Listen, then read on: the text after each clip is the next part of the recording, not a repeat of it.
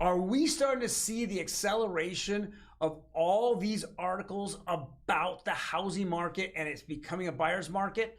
I'm going to go over that article as well as several other ones. Welcome everyone to Real Estate Daily with the House Heroes. My name is Troy, and every day, Monday through Saturday, we're going to go over the latest news in housing and real estate and mortgage markets. Now, before we jump into that, please do me a favor, hit that subscribe button. Let's go right to subscribe. I'm going to give you the best 5 minutes in real estate on a daily basis. Let's jump right into this. Yahoo Finance, seller beware. U.S. home buyers are backing out of deals at the highest rate since the start of pandemic. Here's what this means for real estate. Now, I've gone over at least one article last couple of days about this, but it's really intensifying here. I've been saying that at the pandemic, it was sellers backing out, but in reality, this one is completely different. It's buyers backing out. And why are buyers backing out? It's because they are scared. The Fed is scaring people as they keep raising rates. The federal government's scaring people because they have no answers to anything. They just keep saying that we're not going into recession. It's transitory inflation. They have no idea, no clue. So what we're seeing is buyers need to be more stingier. And I know that buyers that I'm representing, I want them to be stingy. This is a time to make sure that the house that you're getting, if you're in escrow, is at the house that you ask for those repairs and you ask for some of those price reductions so you can close a transaction, especially if it's the one house that you really like. Now, on the other hand, if it doesn't work out, the seller's stingy, well, they can put it back on the market and then end up dropping the price about 10%. We're just not seeing a lot of buyers in the market. And it's showing up on inventory levels as well as the amount of people that are going to open houses and the amount of open houses that are out there. Next is Redfin. It says housing market update. Prices begin to fall from record highs. Well, of course, they're falling off record highs because it's been record high every single month over the last 36 months. So that's not what the real news article is about. What it's really about is that we're seeing them drop for the first time since the pandemic began. So they dropped right after the pandemic because sellers pulled off the market, but then it just lulled there for about a month. And then we saw all the buyers just jump in that market and they took advantage of the sellers and some of their insecurities over the pandemic. Now, with that being said, we're going to see going future. What does people really want to know?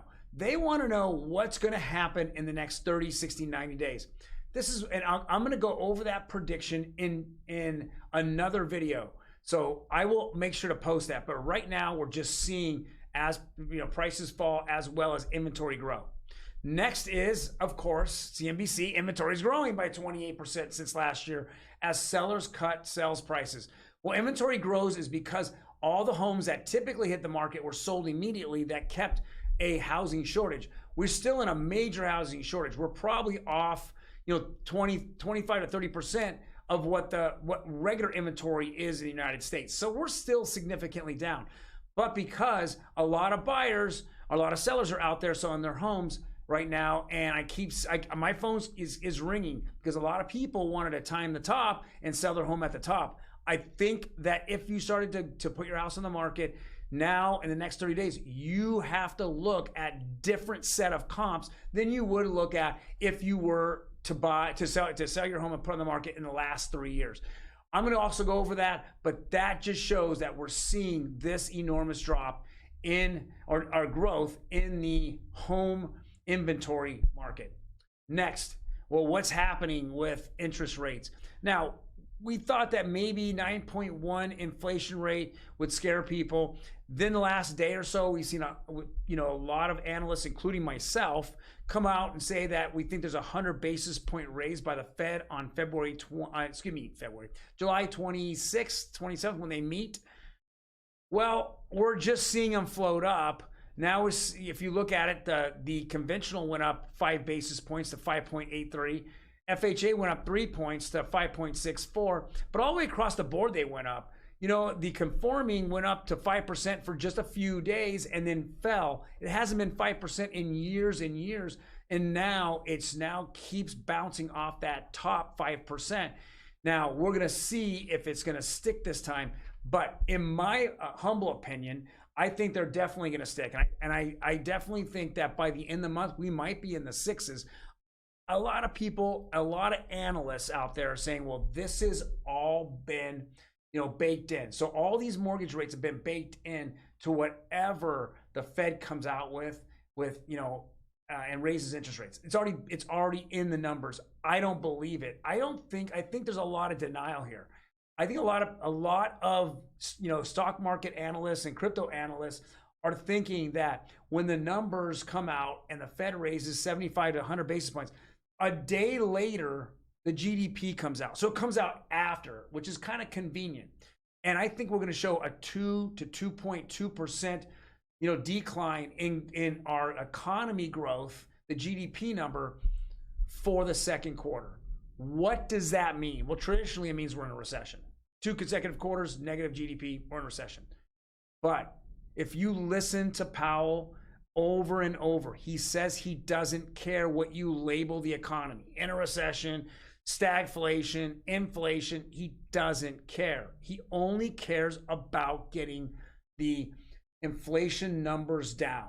And they came out so horribly this month that I think as this month continues to go on step by step, we're going to see these numbers continue to float up.